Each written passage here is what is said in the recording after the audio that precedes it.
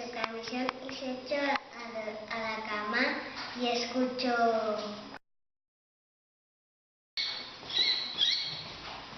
Pero bueno, ¿qué hace un ratón dentro de mi casa? Es que, señora, afuera hace mucho frío. ¿Me podría quedar esta noche a dormir? Bueno, vale, pero no haga ruido. Doña Carmen se echó a la cama y de pronto escuchó...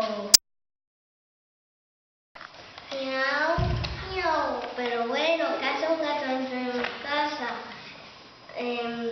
Señora, afuera hace mucho frío. ¿Me voy a quedar en su casa a dormir? Bueno, vale, pero no molestes al ratón. Doña Carmen se volvió a acostar otra vez y de repente escuchó... ¡Oh! Pero bueno, ¿qué hace un perro dentro de mi casa? Señora, ¿me puedo quedar en tu casa a dormir? Bueno, vale, pero no molestes a los animales.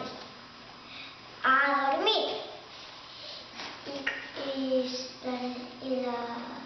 la señora como se durmió y de pronto escuchó... ¿Qué hace un cerdo dentro de mi casa? Señora, afuera hace mucho frío.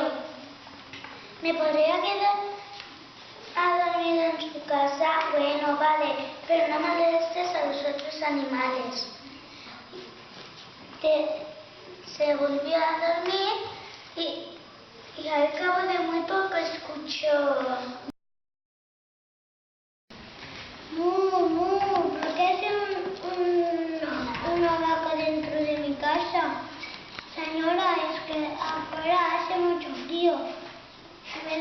¿Me podría quedar a dormir? Ay, no, a dormir. Y de pronto escucho...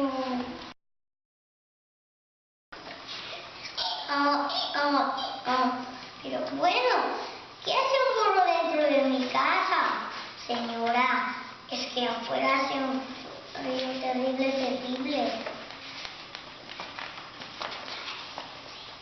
¿Me podría quedar a dormir a su casa?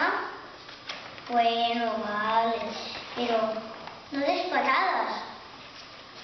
Doña Carmen se fue a dormir.